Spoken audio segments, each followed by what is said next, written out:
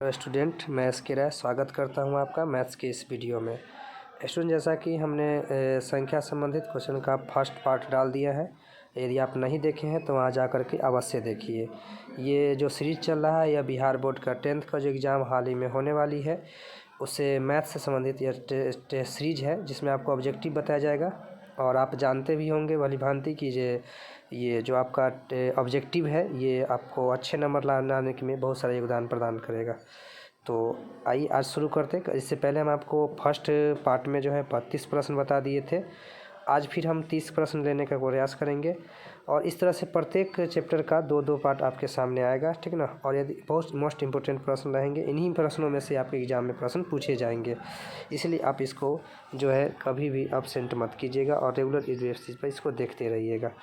तो आइए शुरू करते हैं आज का एक क्लास से। पहला क्वेश्चन है आपका कि 5.233 है, मतलब ये क्या है। तो आपको बताना है कि 5.233 क्या है। तो ये देखिए, इस पर डॉट डॉट का प्रयोग है, इसका मतलब ये पुनरावृत्ति चिन्ह का प्रयोग किया गया है। और पुनरावृत्ति चिन्ह का प्रयोग किया गया है तो ये एक तरह से क्या हो जाएगी, आपका परमीय संख्या हो जाएगा। क्या हो जाएगा, परमीय संख्या। यदि यही अनावृत्ति मतलब कि पुनरावृत्ति नहीं होता है, जैसे कि मान लीजिए 0.1 0 1 00 1 000 ऐसे करके आगे की ओर बढ़ेगा, तो वैसे परिस्थिति में जो है वह अपरमीय संख्या होगा। लेकिन ये अभी क्या है, परमीय संख्या है, क्योंकि पुनरावृत्ति का चिन्ह का प्रयोग किया गया है। चलिए अगले प्रश्न की ओर देखते हैं। अब है अगला प्रश्न आपका 34 नंबर प्रश्न। कहता है क्या 1/√7 है। तो √7 है, हम पहले ही बता दिए कि आपको रूट में मिलेगा और जिस संख्या जो वो पूर्ण वर्ग नहीं होगा वह क्या कहलाएगा, अपरमीय संख्या कहलाएगा। क्या कहलाएगा, अपरमीय संख्या। कुछ बातें हैं जो कि आप याद रखिएगा। यदि हम दो परमीय संख्याओं को जोड़ेंगे, घटाएंगे या गुना करेंगे या भाग करेंगे तो परमीय संख्या रहेगा। लेकिन यदि आप एक परमीय संख्या और एक अपरमीय संख्या को जोड़िएगा, घटाइएगा, ठीक ना, या गुना या भाग कीजिएगा तो अपरमीय संख्या ही रहेगा। जबकि आप दो अपरमीय संख्याओं को साथ मतलब कि जोड़िएगा, घटाइएगा तो अपरमीय को अपरमीय के साथ ही, तो वह एक अपरमीय संख्या ही रहेगा। लेकिन गुना भाग करने पर परमीय भी हो सकते हैं। तो आइए चलते हैं अब अगले प्रश्न की ओर। क्वेश्चन नंबर 35 कहता है क्या भाज्य ए और भाजक बी के लिए a बराबर BQ प्लस R में R के लिए कौन सा कथन सत्य है। तो यह पढ़े होंगे R के लिए जो कौन सा कथन सत्य है। तो a बराबर BQ प्लस R जहाँ 0 से बड़ा या बराबर होता है R, किंतु छोटा होता है B से। ये आप यहाँ से भी याद रख सकते हैं, आप भाग के नियम में पढ़े होंगे।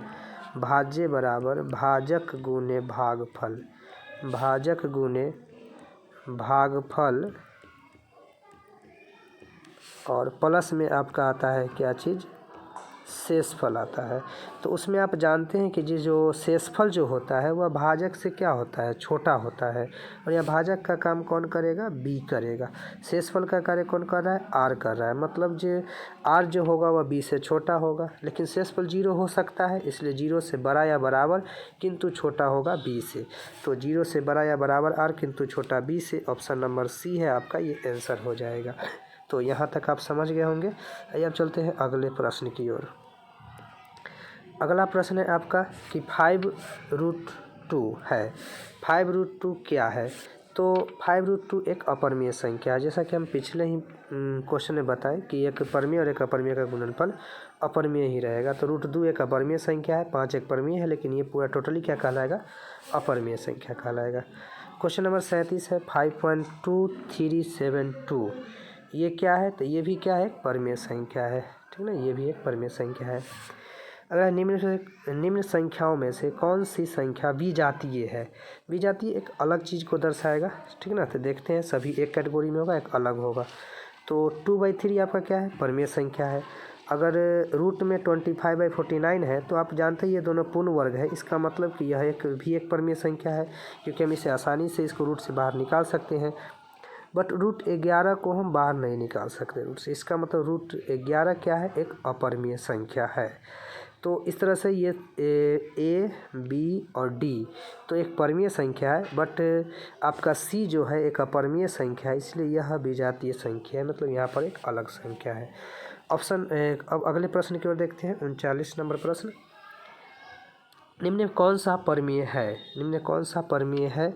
तो इस क्वेश्चन को देखते हैं, हल्का इसको और ऊपर कर देते हैं। चलिए, निम्न में कौन परमीय संख्या है। तो इसमें आप देखिए कि फर्स्ट ऑप्शन जो है पाई, तो पाई एक अपरमीय संख्या है, √7 एक अपरमीय संख्या है। साथ में अब इस यहाँ पर देखिए √16/25 है, तो यहाँ पर 16 भी एक पूर्ण वर्ग है और 25 भी एक पूर्ण वर्ग है। इसको आसानी से हम बाहर निकाल सकते हैं। तो ये कौन सी संख्या हो जाएगी, परमीय संख्या। तो √16/25 जब आप देखिएगा ध्यान दे करके, जो भी रूट में रहे तो एक पूर्ण वर्ग के रूप में होना चाहिए। आगे आते हैं क्वेश्चन नंबर 40, निम्न में कौन अलग है।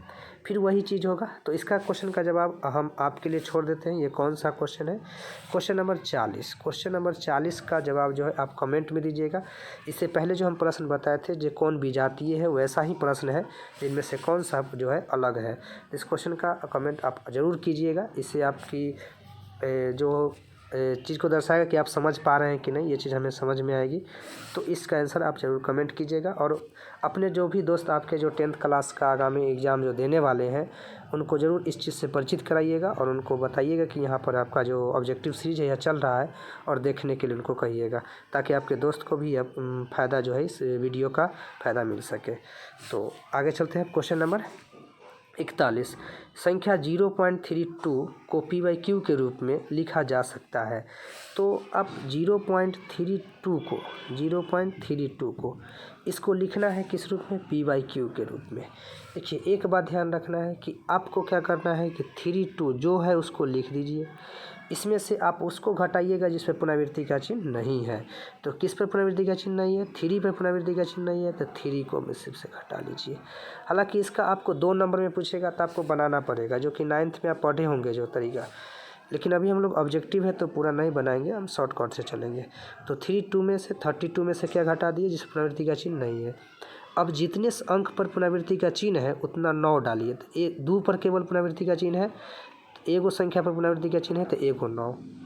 और जितने पर पुनरावृत्ति का चिन्ह नहीं है और साथ में वह अंक दशमलव के दाईं ओर होना चाहिए। तो देखिए, दशमलव के दाईं ओर है ना 3, अगर ई साइड रहता तो हम नहीं उतना 0 डालते, बट दशमलव के अगर दाईं ओर रहते उतना 0 डालेंगे।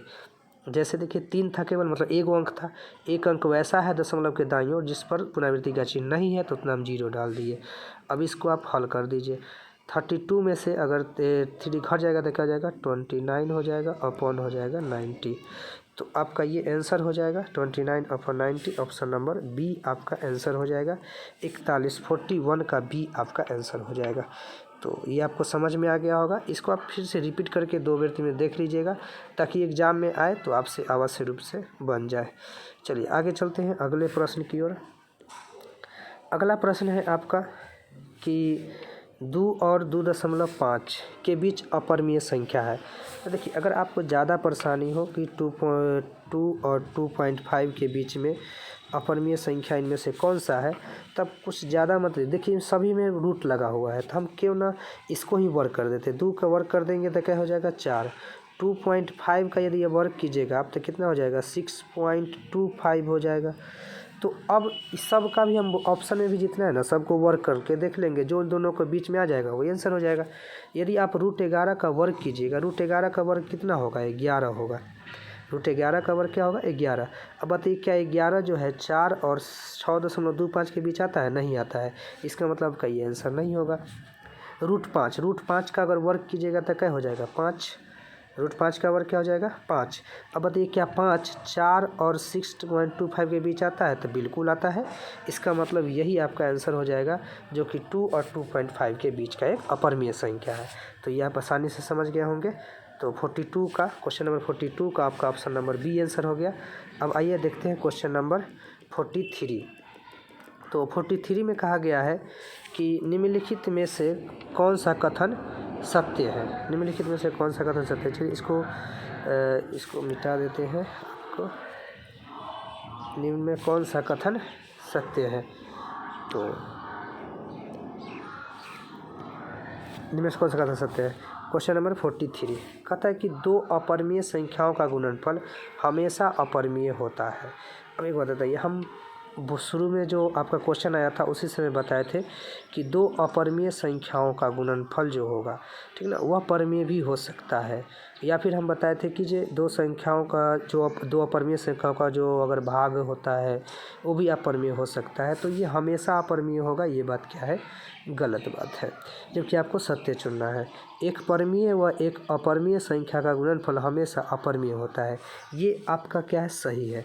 एक परिमेय और एक अपरिमेय संख्या का गुणनफल हमेशा अपरिमेय होता है, ये एकदम सही है। जैसा कि हम उस समय भी बताए थे कि एक परिमेय और अपरिमेय को जोड़िए, घटाइए या गुणा कीजिए या भाग कीजिए, यह एक अपरिमेय संख्या ही होगा। ऑप्शन नंबर सी की ओर देखते हैं। दो अपरिमेय संख्याओं का जोड़ कभी अपरिमेय नहीं हो सकता।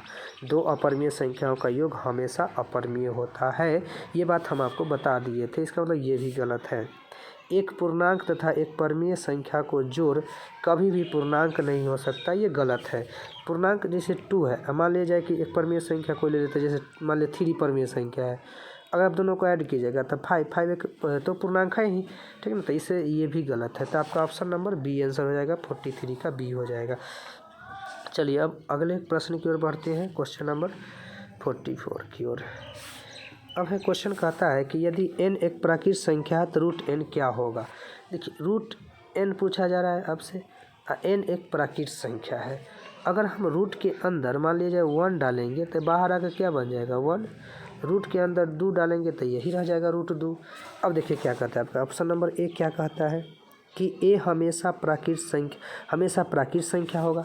अब बताइए, एक आया तो ये तो प्राकृत संख्या है, लेकिन रूट 2 एक प्राकृत संख्या है, तो रूट 2 प्राकृत संख्या नहीं है, मतलब कि ये हमेशा प्राकृत संख्या, एक बात गलत कह रहा है। हमेशा अपरिमेय संख्या, तो देखिए ये तो परिमेय हो गया, ये अपरिमेय है लेकिन ये क्या परिमेय, तो हमेशा अपरिमेय संख्या कहना भी गलत है। हमेशा परिमेय, ये भी गलत है। एक बार देख लीजिए, परिमेय है तो एक बार अपरिमेय आया है, तो ये भी गलत है। कभी प्राकृत संख्या और कभी अपरिमेय संख्या, ये सही है। कभी प्राकृत संख्या तो कभी अपरिमेय संख्या, ये ऑप्शन नंबर डी आपका सही है। तो 44 का हो जाएगा आपका ऑप्शन नंबर डी, कभी प्राकृत संख्या और कभी परिमेय संख्या आ सकता है।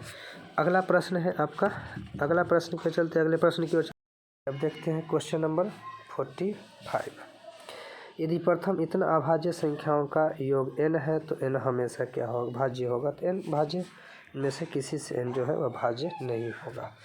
अगला प्रश्न है क्वेश्चन नंबर 46 का था x के पावर n+1 का एक गुणक x+1 है तो n निश्चित रूप से क्या होंगे।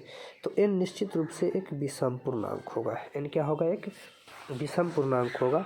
आप लोग फार्मूला भी पढ़े होंगे, a के पावर n माइनस b के पावर n में, ऐसे वाला में a के पावर a³ माइनस b³ बराबर, तो उसमें a माइनस b पहले कॉमन लिया जाता है। और प्लस वाला में अगर पढ़े होंगे a³ प्लस b³, तो आप पढ़े होंगे a plus b into a² plus b² plus ab formula होता है। तो निश्चित तौर पर ही क्या हो जाएंगे, विषम संख्या हो जाएंगे। यदि पूछा जाएगा इसके बीच में अगर माइनस देकर भी यदि आपसे पूछ दिया जाए, तो माइनस देकर पूछा जाए तब पर भी आंसर क्या होगा, एक विषम संख्या ही होगा। तो आइए अब चलते हैं अगले प्रश्न की ओर। कहता है संख्या रेखा नंबर लाइन पर प्रत्येक बिंदु प्रदर्शित करता है। तो संख्या रेखा पर जो प्रत्येक बिंदु प्रदर्शित करता है वह होता है एक वास्तविक संख्या। क्या होता है, वास्तविक संख्या। क्वेश्चन नंबर 47 का जो हो जाएगा ऑप्शन नंबर ए, वास्तविक संख्या। संख्या रेखा पर 0, 1, 2, तो अब सोच लेंगे 1, 2 होता है, 3 होता है, इन्फिनिटी तक होता है, तो ये वास्तविक संख्या। बट इसके अंदर जितना भी नंबर होता है वह सभी को दर्शाने का काम करता है, इसीलिए इसमें वास्तविक संख्या आपका आंसर होगा। एक के आगे यदि √3 है तो √3 को भी दर्शाने का काम करेगा संख्या रेखा, तो इस तरह से इसका आंसर आपका हो जाएगा वास्तविक संख्या। तो संख्या रेखा पर जो संख्या दर्शाने का काम करता है वह है आपका वास्तविक संख्या।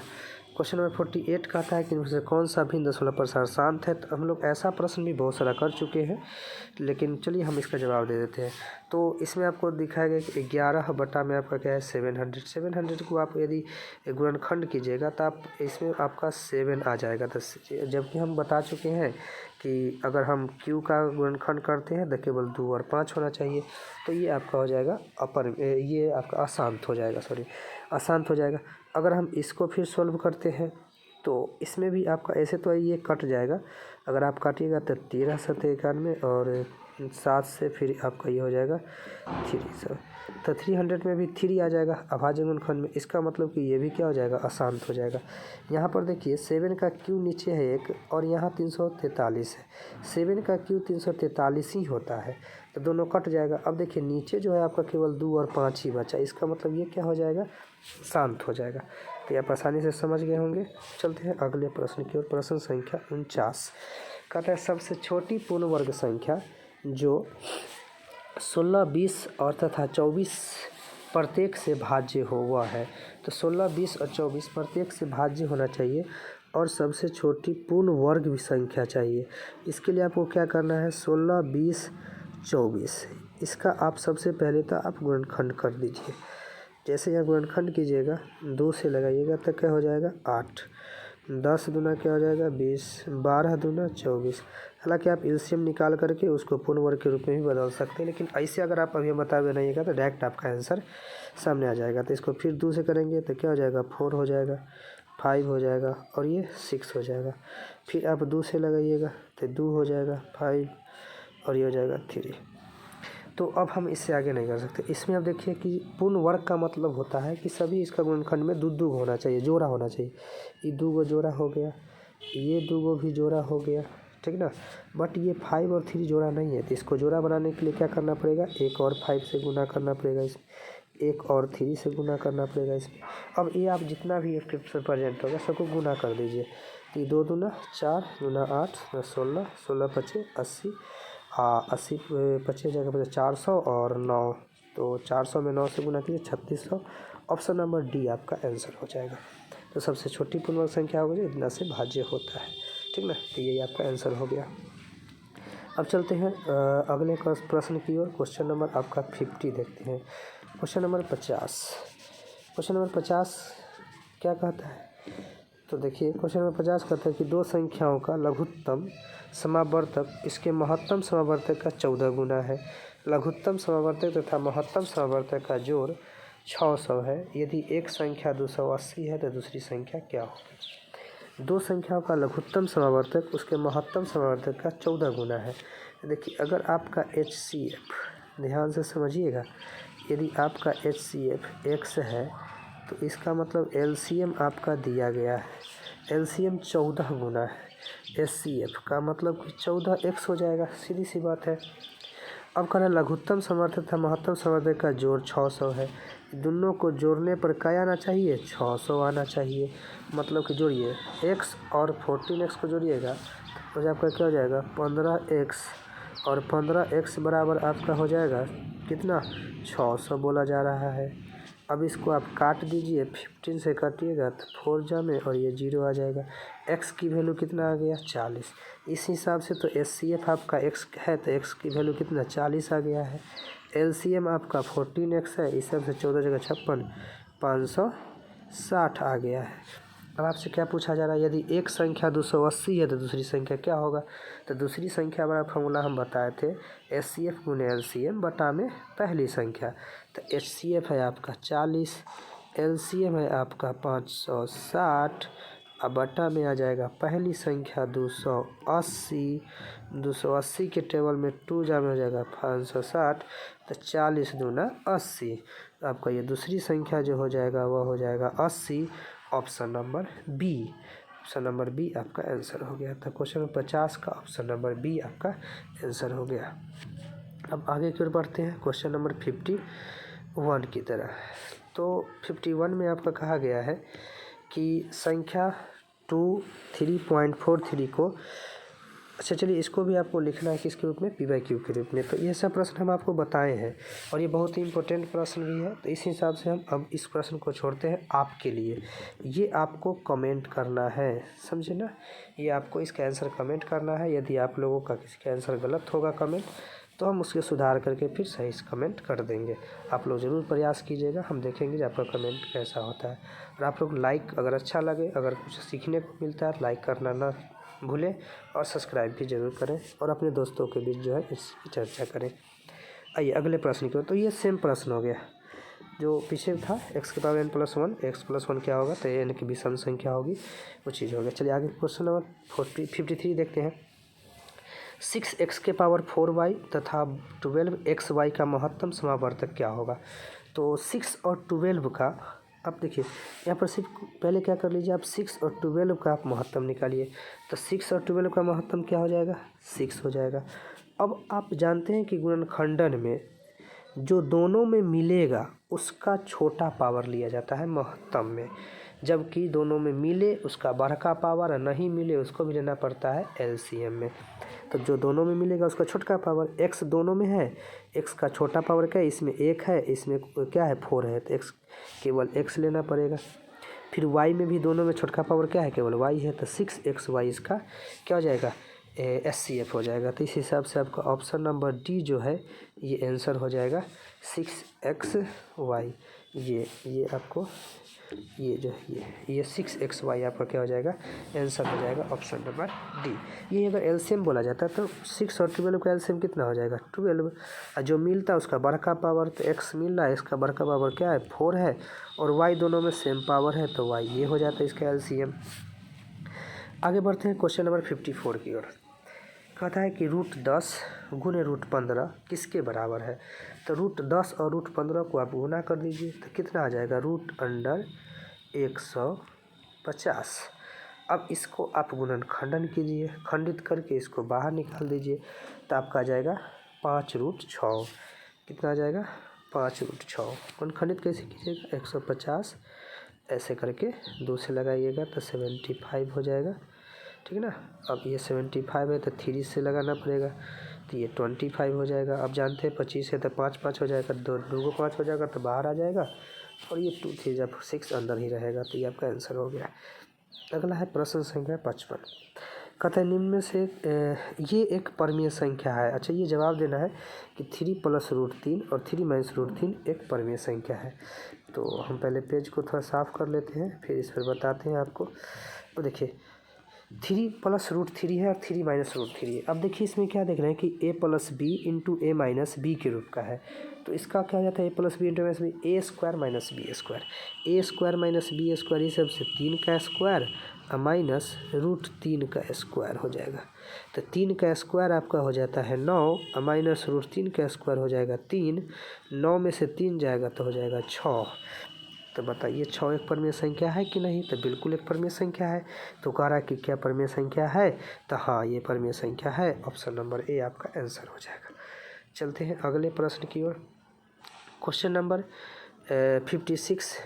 56 में कहा जा रहा है कि आप 1.34 को परमीय संख्या के रूप में लिखिए।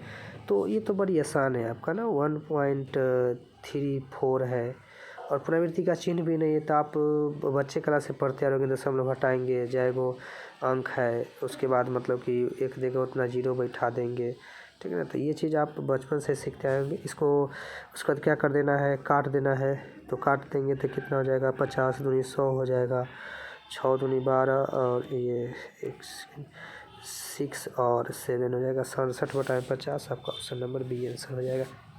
क्वेश्चन नंबर 57 कहता है क्या सभी वास्तविक संख्याएं एक परमीय संख्या है। देखिए वास्तविक संख्या जो होता है ना, यह परमीय और अपरमीय दोनों को मिलाकर एक संग्रह होता है। तो सभी परमीय संख्या एक वास्तविक संख्या होती है, सभी अपरमीय संख्या एक वास्तविक संख्या होती है, लेकिन सभी वास्तविक संख्या केवल परमीय या अपरमीय कहना गलत है। तो क्या हो सकता है नहीं होगी, नहीं होगी, मतलब यही आंसर होगा, ऑप्शन नंबर ए आपका आंसर हो जाएगा। आगे है क्वेश्चन नंबर 58। 0.23 में पुनरावृत्ति का चिन्ह है, परमीय संख्या के रूप में लिखना है। तो फिर आपका वही क्वेश्चन है। तो इसमें देखिए किसी पर भी पुनरावृत्ति का चिन्ह नहीं है ऐसा नहीं है, इसलिए 23 इसमें से घटेगा कुछ नहीं, और जितने पर पुनरावृत्ति का चिन्ह है उतना 9 नीचे दे दीजिए, तो आपका ऑप्शन नंबर बी आंसर हो जाएगा। तो 58 का हो गया। अब आगे की ओर बढ़ते हैं।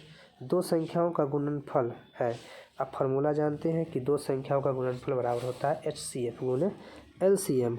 तो आपका 59 नंबर प्रश्न का ऑप्शन नंबर सी आंसर हो गया। अगला कहता है 60 में परमीय संख्या 43/2⁴/3 दशमलव प्रसार दशमलव के कितने स्थानों के बाद रुक जाएगा।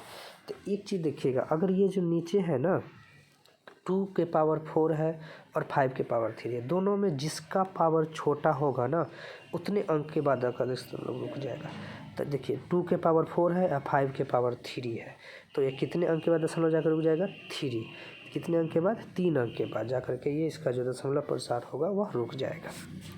आगे चलते हैं, मतलब 2 और 5 दोनों में देखेंगे और उसके बाद देखेंगे 2, 5 दोनों प्रेजेंट होना चाहिए और जिसका पावर छोटा होगा और जो पावर होगा वही आंसर हो जाएगा।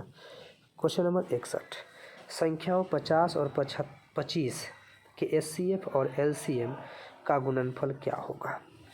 एक बात बताइए, 50 और 25 के आपके एचसीएफ और एलसीएम का गुणनफल पूछा जा रहा है। कोई ज़रूरी नहीं कि हम एचसीएफ एलसीएम निकालेंगे, ठीक ना। आप जानते हैं कि दो संख्याओं के एचसीएफ और एलसीएम का गुणनफल संख्याओं के गुणनफल के बराबर होता है, इसलिए संख्या को ही गुना कर देंगे। 25 में 5 से गुना कीजिएगा 125, ऊपर से 0 बैठा देंगे तो हो जाएगा 1250। ऑप्शन नंबर बी, 61 का ऑप्शन नंबर बी आपका आंसर हो जाएगा। आगे चलते हैं, क्वेश्चन नंबर 62, ये आपका लास्ट प्रश्न है। कहते हैं 278 को किस संख्या से विभाजित करें कि भागफल 12 और शेषफल 2 प्राप्त हो जाए। तो 278 को किस संख्या से विभाजित करें कि भागफल 12 हो जाए और शेषफल, मतलब कि आपको देखिए ये भाज्य दे दिया गया, क्या दे दिया गया है? भाज्य दे दिया गया है 278। उसके बाद आपको भागफल दे दिया गया है 12 और शेषफल दे दिया गया है 2। आपको निकालना है भाजक, ठीक ना। तो आप इस प्रश्न का जवाब खुद दीजिएगा, क्योंकि हम बताए थे फार्मूला भाज्य बराबर भाजक गुने भागफल प्लस शेषफल। उस फार्मूला पर बैठाइएगा, बन जाएगा क्या है फार्मूला? भाज्य बराबर भाजक गुने भागफल प्लस शेषफल। तो ये आपका जो सीरीज था, ये एक चैप्टर आपका कंप्लीट हो गया, ठीक ना। आपके जितने भी फ्रेंड लोग हैं जो कि 10th क्लास की तैयारी कर रहे हैं, उन्हें अवश्य जो है इस वीडियो से अवगत कराएं ताकि उन्हें भी इस वीडियो का लाभ मिल सके। तो आज के लिए इतना ही, धन्यवाद।